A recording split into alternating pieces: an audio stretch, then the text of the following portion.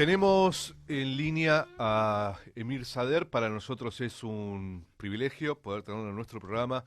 Él es filósofo, politólogo, pero además un intelectual brasilero de origen libanés, por lo que tenemos entendidos, que está muy interesado y escribe muchos también en un medio argentino, en Página 12, acerca de el rol de Latinoamérica en los BRICS. Y queremos saludarte, miren, este lunes. Muchas gracias por estar con nosotros. Aquí Gervasio Muñoz y Silvano Pascuso te saludamos. Buen día. Hola, buen día, ¿cómo anda? ¿Mucho frío por ahí? Muchísimo frío, un frío que quizás no existe en Brasil. No, bueno, para Brasil es muy frío, mira el casaco que tengo, pero no tanto como por ahí. Dime, Emir, gracias una vez más por atendernos. Queremos charlar con vos en estos minutos que tenemos. En trazo grueso de dos cosas. Uno, algo que venís planteando en tus notas, que es el rol de los BRICS, y después, en una segunda parte, sobre la situación política en Brasil. Si querés, empecemos con los BRICS. Escribiste una nota hace poquito acerca de qué empieza a significar los BRICS en el orden político mundial y sobre todo económico, ¿no? ¿Qué PBI empieza a representar? ¿Qué rol crees que está jugando los BRICS en este momento? ¿Y qué lectura crees hace Estados Unidos sobre esto que está sucediendo con los BRICS? bueno, es hasta ahora el fenómeno más importante del siglo XXI, ¿no? Es la nueva organización del sur del mundo. Por primera vez reúne la fuerza política y militar de Rusia a la fuerza económica de China, la capacidad de articulación que tiene Brasil y una cantidad cada vez más grande de países que quieren ingresar. Originalmente eran 6, ahora están los países petroleros, etc. Un listado enorme, ¿no? Que tiene un rol importante. Por primera vez una alianza de Rusia con China, lo cual es muy significativo, ¿no? Primera vez que se da esa alianza y además articulado con sectores de América Latina. Mientras que Estados Unidos tiene un proceso claro de declinio de su hegemonía, ¿no? No solo la tragedia que va a ser para ellos el gobierno de Trump, pero pierden capacidad hegemónica. Estados Unidos se proponía ser el modelo de democracia liberal en el mundo. Ya no es por lo que está haciendo. Además, sus aliados están en crisis. Europa era, el eurocentrismo dominaba la historia mundial, Europa era el centro político histórico del mundo, Asia era la periferia, ya no es así. Europa está penetrada por la extrema derecha incluso, que la divide, ¿no? La Ujú. divide. Y la pelea entre Japón y China, a ver quién sería más fuerte. Hoy China ya es tecnológicamente la vanguardia en el mundo. Aunque Estados Unidos siga teniendo un poderío económico enorme, ¿no? Y militar, tecnológicamente quedó para atrás. Hoy China arrasa en todos los niveles en que ingresa la concurrencia, ¿no? Entonces, ese era el marco que tenemos, primeros 25 años de este siglo y que debe proyectarse para toda la primera mitad del siglo XXI, ¿no? Pelea entre el declínio de la hegemonía norteamericana enfrentado a un fortalecimiento y expansión de los BRICS. Habrá una reunión importante en julio en Brasil con los presidentes de los BRICS. Debe venir todos los presidentes de los BRICS día 8, 7 y 8 de julio en Río de Janeiro. Y el tema fundamental va a ser uno que afecta mucho a Estados Unidos, desdolarización. ¿Por qué Brasil y China tienen un enorme comercio y lo hacen en términos de dólares? Ya hay ahora un proceso de intercambio en monedas locales. Es medio complejo construir una moneda de los BRICS. Pero Dilma Rousseff, ex-presidente de Brasil, que va a estar en la reunión, es la responsable del Banco de los BRICS. Ujú. Probablemente va a traer una estrategia, una propuesta de con qué estrategia, con qué perspectiva se puede llegar a tener una moneda alternativa. Eso le duele mucho a Trump, ¿no? porque era natural que fuera el dólar la moneda mundial al final de la Segunda Guerra. Ya no lo es, ya no es. Entonces hay que generar intercambios que no pasen por el dólar, ¿no? Y eso les afecta muchísimo, ¿no? Les afecta muchísimo. Y lo que más molesta a Trump en los BRICS es ese riesgo de desdolarización. Claro, expliquemos para los que nos están oyendo, aunque suene raro, hoy el comercio mundial se hace en moneda dólar. Esto empieza después de que se sale del oro, ¿no? Del patrón oro. Y lo que se está discutiendo es, por ejemplo, lo que decía Emir, el comercio entre China y Brasil, ¿por qué no se hace en una moneda alternativa? Emir, en este sentido, ¿crees que puede haber buenas noticias acerca de empezar a usar otra moneda que no sea el dólar, por lo menos entre países integrantes del BRICS? ¿Crees que podría llegar a suceder este año? Sí, como decías, si el dólar siguiera siendo la moneda mundial, el Banco Central de Estados Unidos sería el Banco Central del mundo. Ujú, El decreta el valor del dólar, eso afectaría a toda la economía mundial. ujú, Y ahora ya hay entre varios países intercambio en monedas locales, ¿no? Es muy complejo crear una moneda alternativa, ¿no? ujú. Pero se espera que Dilma Rousseff proponga una estrategia de mediano plazo para llegar a tener una moneda de los BRICS, una moneda que por lo menos los países de los BRICS lo adopten, ¿no? Ujú. Como digo, que de inmediato Brasil y Argentina podrían negociar con sus monedas locales. Brasil y Argentina podrían negociar con sus monedas locales, no necesariamente con el dólar, ¿no? Pero eso Claro. había que tener concordancia de los gobiernos de los dos países, ¿no? Ujú. Emir, un gusto conocerte. Silvano Pascuso te habla. Hola, ¿qué Eh, tal? Quería sacarte de ese tema y llevarte a la situación interna de Brasil y que nos contaras un poco cómo ves hoy al gobierno de Lula, cómo ves a Lula, cómo ves al PT y cómo ves a la democracia brasilera en este contexto tan particular por el que está transitando la región. Bueno, el Lula 3 no es igual al Lula 1 y al Lula 2, porque una vez cuando terminó su gobierno, yo le pregunté a Lula qué es lo que más había aprendido de su experiencia gubernamental. Él me dijo que no se puede gobernar sin mayoría. Ahora no tiene mayoría en el Congreso, entonces tiene que cada vez hacer acuerdos, incluso acuerdos que lleven a sectores de centro a estar en el gobierno. Y en varias circunstancias no tiene mayoría, como ahora tuvo una derrota en el Congreso, porque está gobernando sin mayoría. De ahí la importancia no solo de la reelección de Lula, sino también de tener un Congreso distinto al actual. Ahora, siempre que hubo consultas, la población brasileña derrotaron la idea del parlamentarismo, que por la vía de los hechos están queriendo imponer un tipo de parlamentarismo que encierre al gobierno de Lula. Entonces, el año que viene hay nueva elección.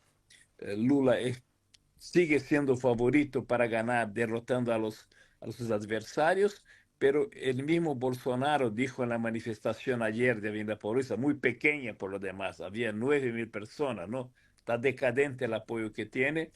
Dice que quiere tener un parlamento con 50%, dando por establecido que no van a elegir el presidente, pero quieren asfixiarlo con un parlamento de nuevo con mayoría conservadora, mayoría de derecha.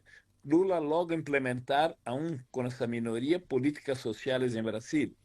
Brasil llegó a pleno empleo. Imagina un país, el país más desigual del continente, más desigual, llegar a tener pleno empleo, economía que crece, etcétera. Entonces la perspectiva económica es buena, pero Lula está perdiendo la disputa de comunicación, porque hay una campaña brutal en contra de su imagen. La derecha sabe, si no debilita la imagen de Lula, la derecha nunca volvería. Entonces, aunque Lula tenga supuestamente por esas encuestas sospechosas apoyo pequeño, sigue teniendo apoyo de la población, sale por todos lados y recibe un apoyo muy grande. Entonces, y tanto es así que ellos dan por establecido dos cosas. Primero, que Lula debe ganar, Segundo, la derecha misma dice que Bolsonaro debe ser preso en octubre de este año con el proceso actual que tiene encima. Yo quería dar una vueltita de tuerca más con relación a esto y con relación al apoyo social a la figura de Lula y al PT y a sus aliados, ¿no? Yo recuerdo, me tocó vivir unos meses en Brasil a principios de los años 90, en Porto Alegre, en un momento en el que el PT venía de la derrota con Collor de Mello, en la segunda vuelta. Habíamos ido a trabajar allá con amigos aquí de la Confederación General de Trabajo que habían apoyado la candidatura de Lula. En aquel momento, por lo menos en Porto Alegre, que es el lugar donde estuve yo, el PT tenía un fuerte arraigo en los barrios populares y tenía una interesante construcción territorial y social en universidades, en las favelas e incluso entre los sectores medios de Porto Alegre. Esa construcción que el PT hizo a lo largo de muchos años, porque la verdad que el PT fue una construcción de muchos años. ¿En qué estado se encuentra a nivel social y territorial hoy? Bueno, en aquel momento incluso había una iniciativa que caracterizaba ese gobierno, el presupuesto participativo, someter el presupuesto a la aprobación popular, democratizar el presupuesto, lo cual es muy importante, que decide quién paga impuestos y hacia dónde van los recursos.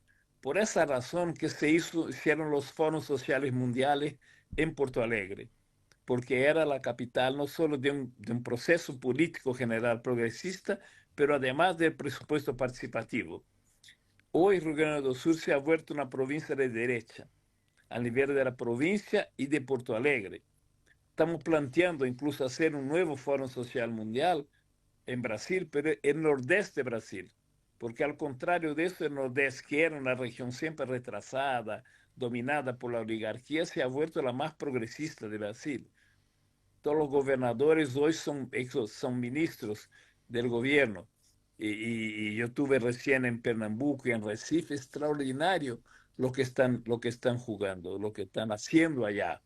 Entonces la posibilidad, estoy consultando y quiero ver si puede hablar cuando venga Claudia de México Ujú. para el Foro Social, para la reunión de los BRICS, si ella también asume esa idea de hacer un próximo Foro Social Mundial, que si fuera en Brasil tendría que ser en Ceará, en Piauí, en Pernambuco, algunas de las provincias progresistas de Brasil.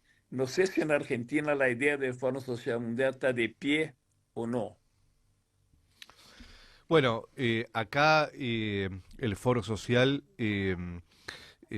fue muy importante también, Emir, para los movimientos sociales. Yo estuve en el Foro Social de Porto Alegre, año 2000, 2001, que fuimos con centrales de trabajadores, y creo que el Foro Social sería fundamental, sobre todo en estos tiempos, ¿no? Pero bueno, es nada más que una opinión, no te queremos sacar más tiempo, tengo una sola pregunta más para hacerte, así te dejamos libre, y es acerca de el poder judicial en Latinoamérica, la prisión de los líderes populares y, en particular, lo que se está viviendo en Argentina con la prisión de Cristina Fernández de Kirchner.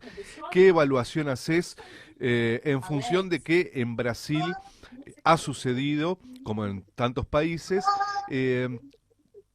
¿Qué mirada tenés acerca de lo que está sucediendo con la proscripción de Cristina Fernández de Kirchner en Argentina? Yo hice un artículo que salió en Página 2 y se Sí. llama La judicialización de la democracia. Ujú. Es decir, ya no son los golpes tradicionales, es el lawfare, la judicialización. Entonces, describo allá cómo Lula y Dilma fueron víctimas de eso. Dilma sufrió un impeachment sin ninguna justificativa y Lula fue preso 580 días por un judiciario que terminó reconociendo que era inocente, ¿no? Ujú. Porque ese se revertió eso. Entonces, hoy el judiciario en Brasil, a diferencia de ustedes, tiene un rol progresista. Incluso por esa razón es posible que el mismo Bolsonaro sea tomado preso. Mientras que en Argentina se pasa exactamente lo contrario, ¿no? Hay una unanimidad para intentar transformar a Cristina en un cadáver político, ¿no? Y hay una reunión del Mercosur ahora que Brasil va a asumir la presidencia.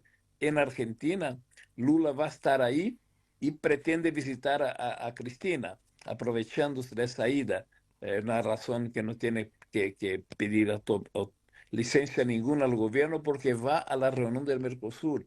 Entonces, espera, quiero que el 7 y el 8 Ujú. espera poder visitar a Cristina. Una monstruosidad lo que hacen con ella y ese artículo demuestra que se puede revertir eso, ¿no? Dilma hoy es la presidenta de los BRICS, Lula es presidente de Brasil y los dos fueron las principales víctimas del lawfare, de la judicialización de la democracia. Y quiero recordar que todo ese proceso de coordinación continental empezó con el abrazo de Lula y Néstor en 2002 en Argentina. Entonces, yo creo que el brasileño que más sufre con lo que pasa en Argentina es Lula.